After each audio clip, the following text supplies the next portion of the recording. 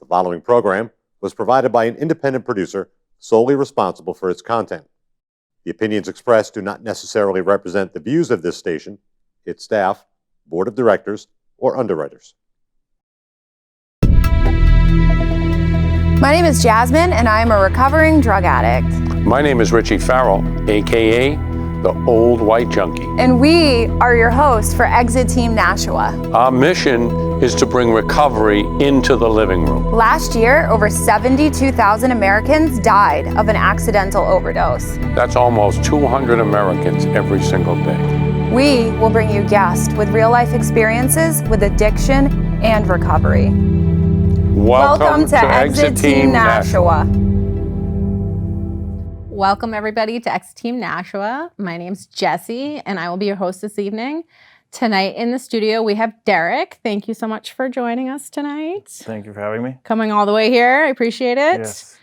I'm excited to get to know you and hear a little bit about your story and all that you do in recovery.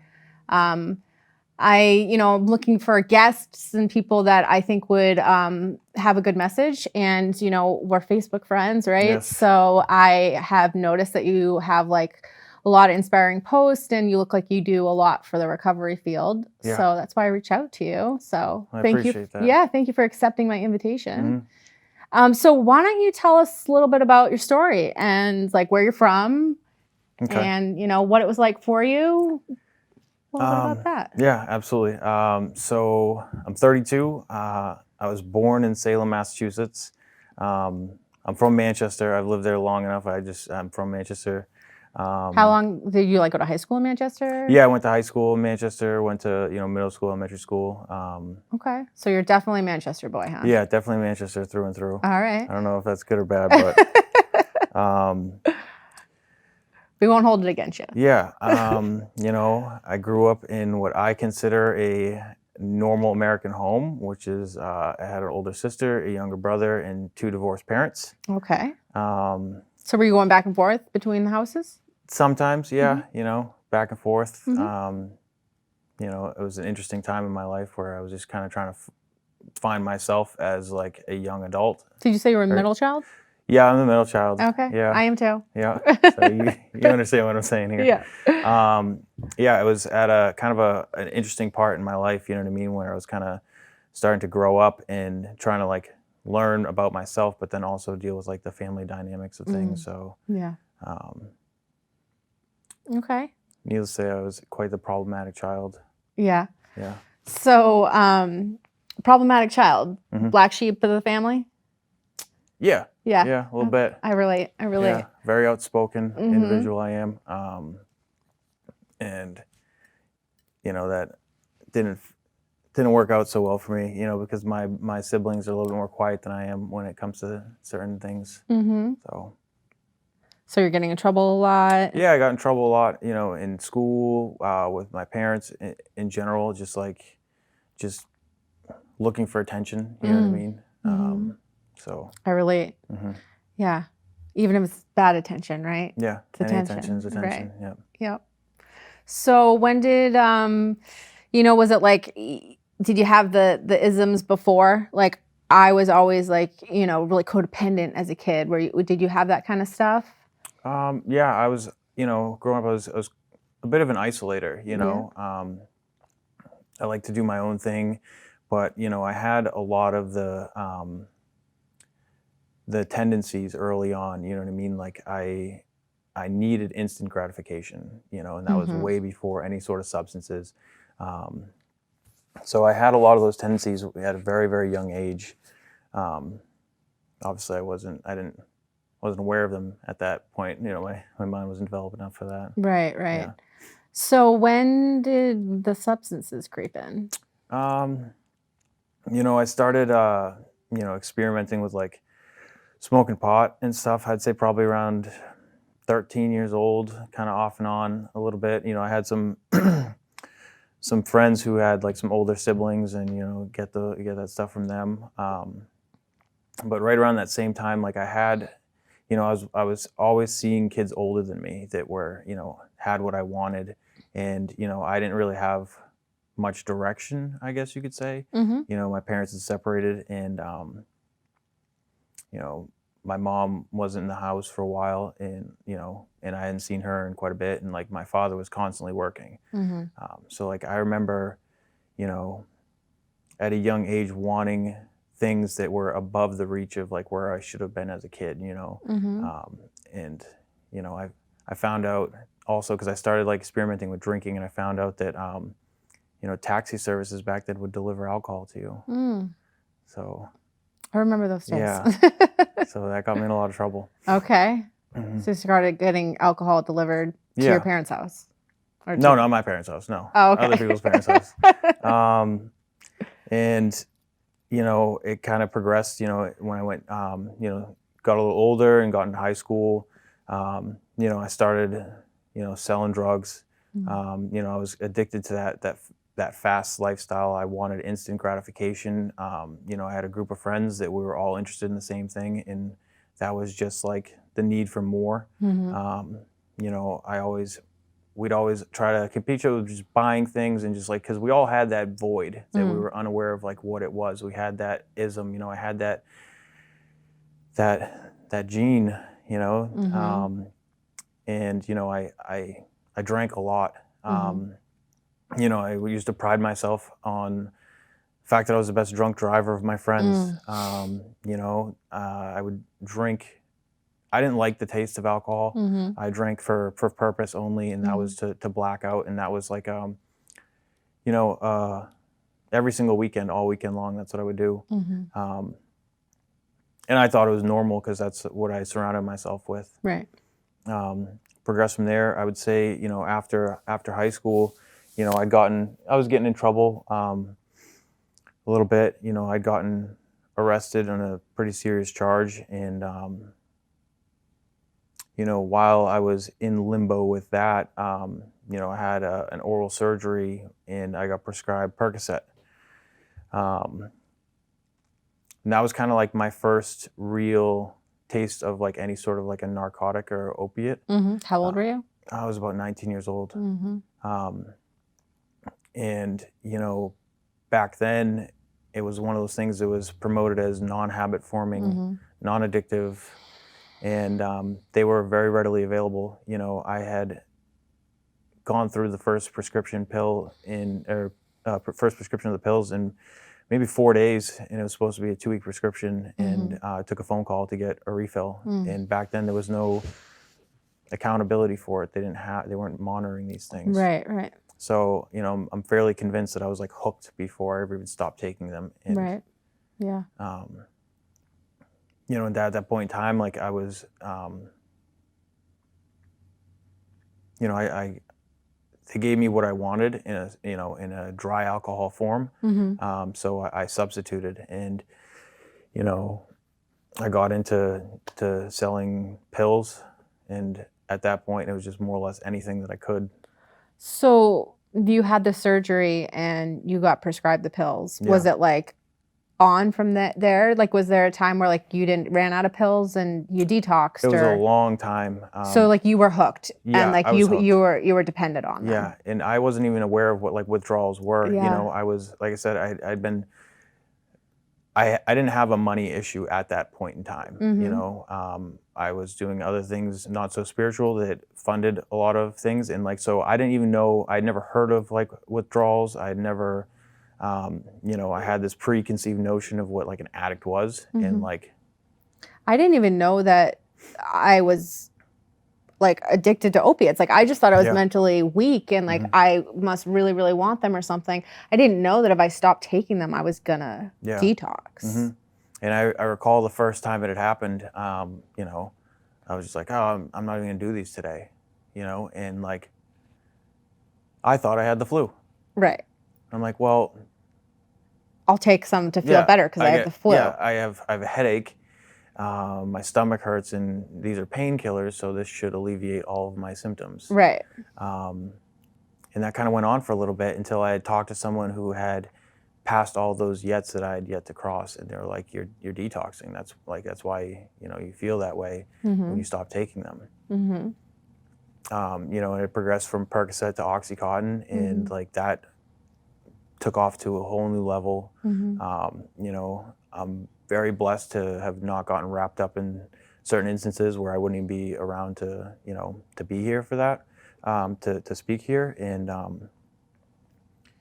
you know, I remember after kind of having some sort of understanding as to what was going on and like trying to hold an intervention for myself with my family. I remember sitting them down one day and like explaining to them like, this is what's going on in my life, and I don't know what to do to stop. And again, these pills were prescribed or Yeah, you know, doctor promoted prescribed. as like non-addictive, non-habit forming, like not a big thing. And like my family, they didn't understand it. You know, they're normal for whatever that means, and they just said, well, just stop. And it's like, I can't, I don't understand what's going on. I'm coming to you for help. Yeah. And they didn't understand. Yeah. Wow. Which Yeah. that must have been even scarier. Yeah. Yeah. Because now you're like, no one knows how to help me. Yep. So you just kept going. Kept going, you know. I had, you know, been getting into a lot of legal trouble. You know, I had gotten court ordered to go to my first treatment center when I was about 23. And ironically, it lasted 23 days before I was asked, not so nicely, to leave due to my behavioral issues. Again, I'm very verbal and vocal. I always have been about, you know, things that don't make sense to me. And, you know, at 23, I thought I knew everything about everything. So I can that's to imagine. leave, yeah. And, you know, it had gone on, you know, for the next however many years, like just all those yets had been crossed. You know, kept getting in, you know, further legal trouble because I was unable to stay sober, whether it was drinking, drugs, and, you know, my mindset at that point in time was, well, I'm not hurting anyone else. You know, I'm the one who's doing it. So like, what's the big deal? You know, Yeah. That lie. yeah. You know, from that point on, like going forward, you know, I'd been in and out of incarceration over and over and over again, sometimes short periods, sometimes very, very long periods of time, all due to my use and, you know, not having a solution. So it progressed. I mean, were you using harder things in the end? Oh yeah, absolutely. Yep.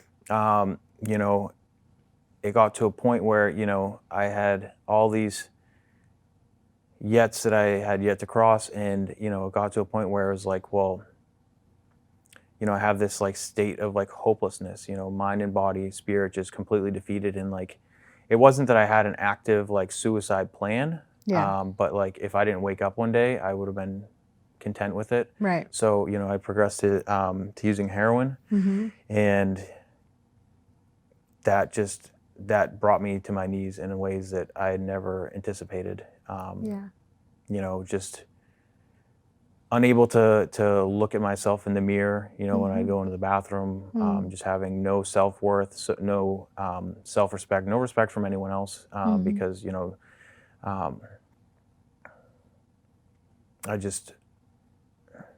life was completely unmanageable.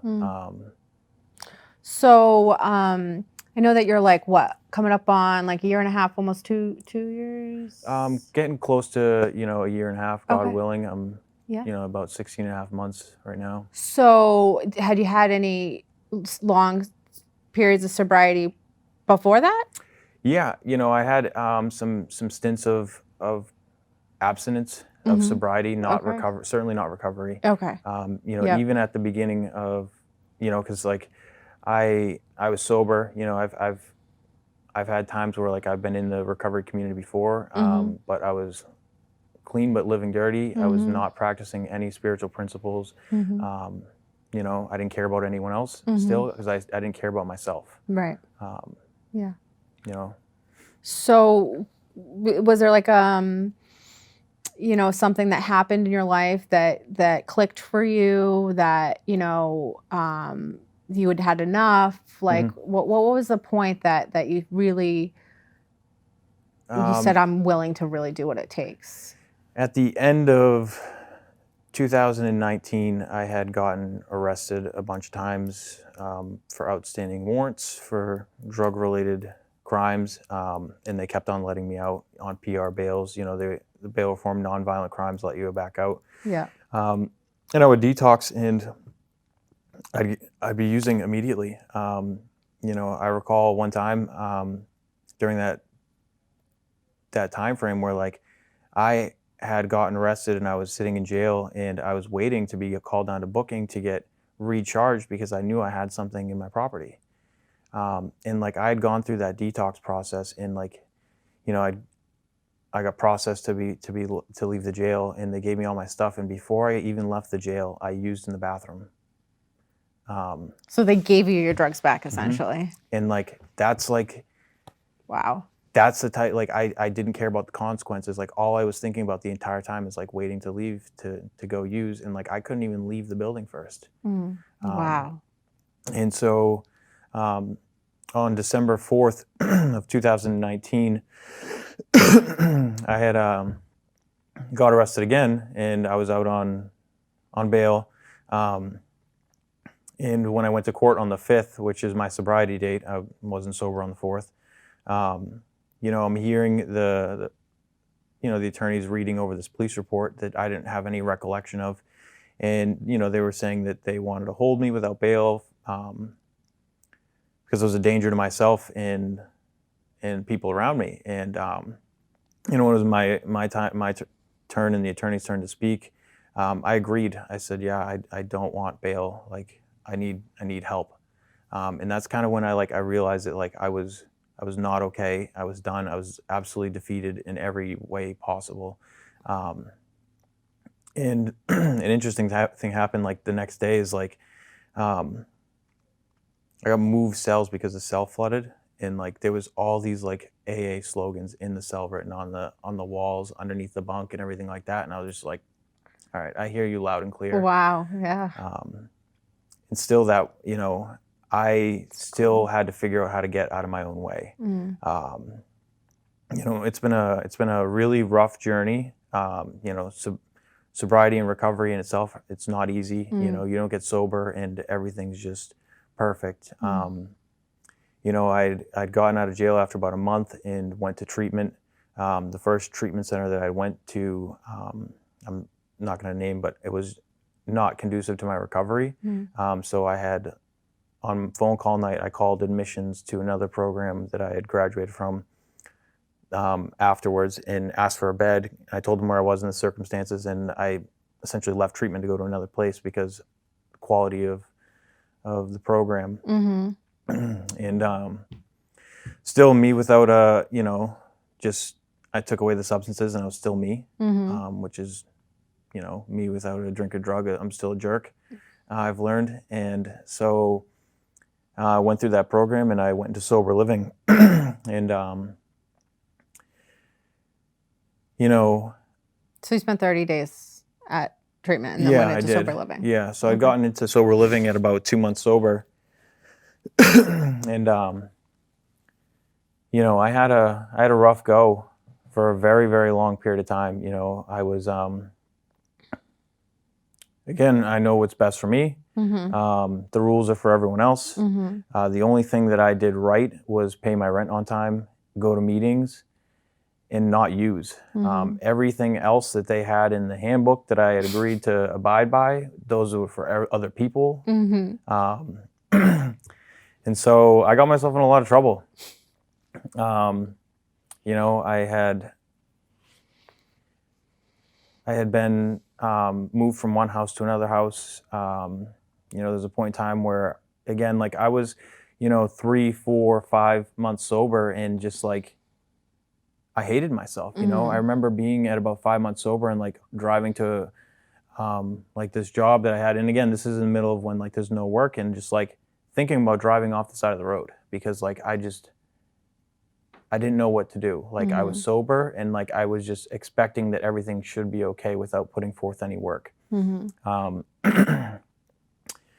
There was a few instances where like I had found myself in some situations, not sobriety threatening situations, but just like situations that like my conduct was way out of line. Mm-hmm. And like around that time, I was just like, you know what, I'm done. Like I'm gonna do whatever it takes. I'm gonna get out of my own way. I'm gonna take all suggestions. I'm gonna be open, honest, Mm-hmm. willing to work on myself. Mm-hmm. Maybe start seeing what other people see in me. Mm-hmm.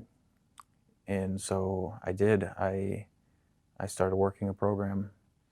So tell us a little bit about that. So I go to AA. I'm an alcoholic through and through. I substituted, but my primary substance was always alcohol. That's where it started, and that's where I've always felt the most comfortable and at home. And there, I work a 12-step program. I've made my attempts in the past where I would pick and choose what I wanted to do. Mm-hmm. And the big book says that like I'd be amazed before I'm halfway through, and like I always got to that amazing point in doing the steps, after like a 4th step or in the middle of it, I'm like, I'm good, and I forget the work that it took to get to that point. So like I just kept pushing and pushing and pushing, and like for once was able to find myself vulnerable. Asking other people for help, which I'd never, I've always been the type where it's like I can figure it out on my own. And that's never worked out for me in the past. Right. So yeah, I did a lot of work, a lot of writing, Yeah. dealing with a lot of uncomfortable situations and emotions and feelings that like I had just suppressed for a very, very long time. Mm-hmm.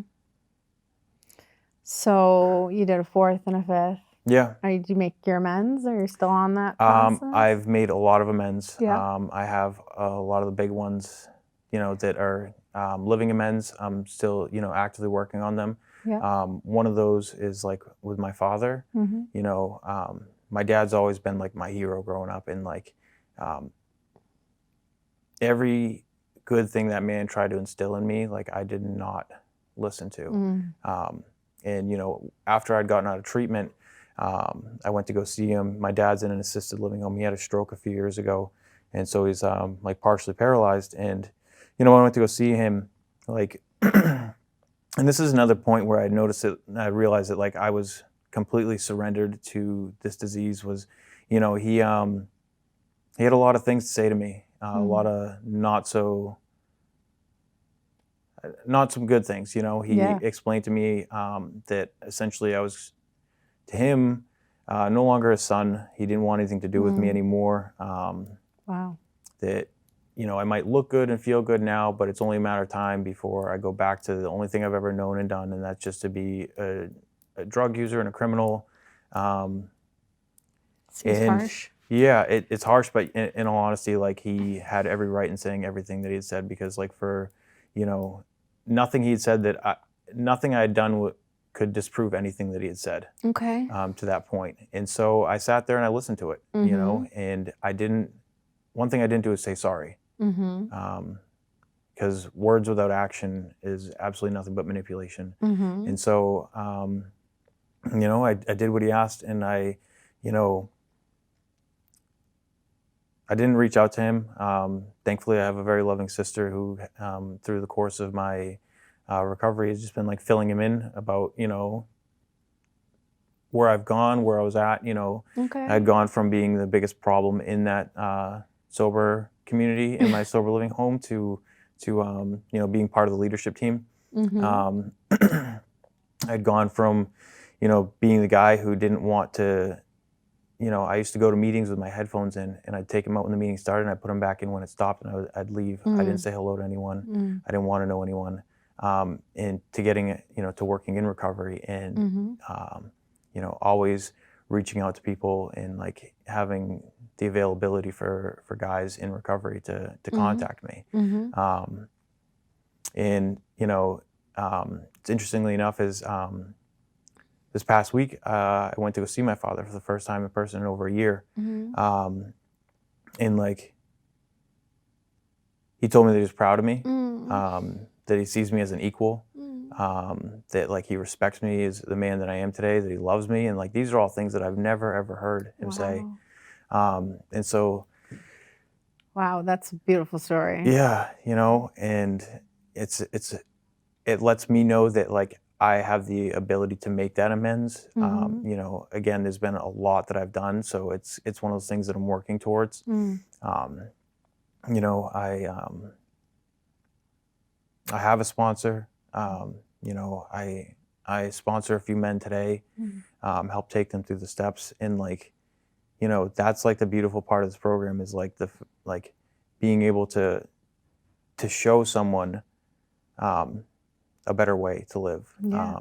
You know, and it's funny because like in hindsight, looking back, like, you know, when I was in these early stages of my recovery, just like completely lost and confused as to how anything is supposed to go, and like talking to my sponsor, and like they seem to have all the answers, right?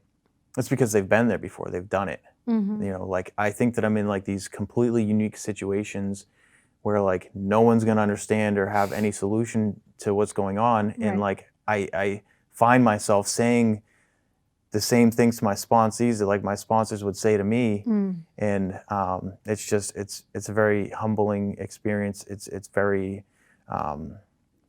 you know, it's gratifying to see, you know, to work with men in early recovery, and to help their, you know, their goals come to fruition. Yeah.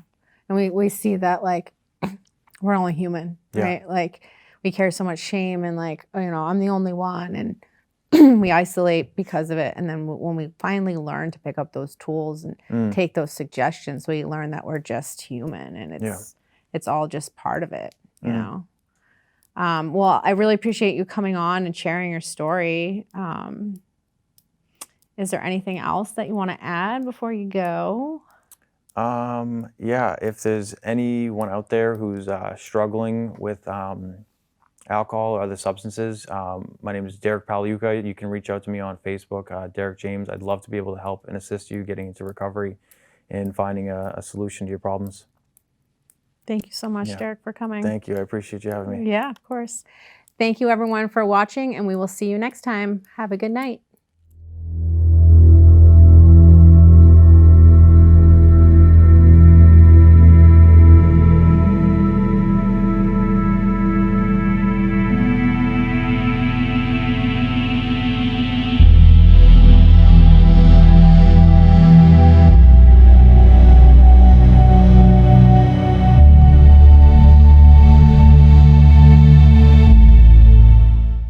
The preceding program was provided by an independent producer solely responsible for its content. The opinions expressed do not necessarily represent the views of this station, its staff, board of directors, or underwriters.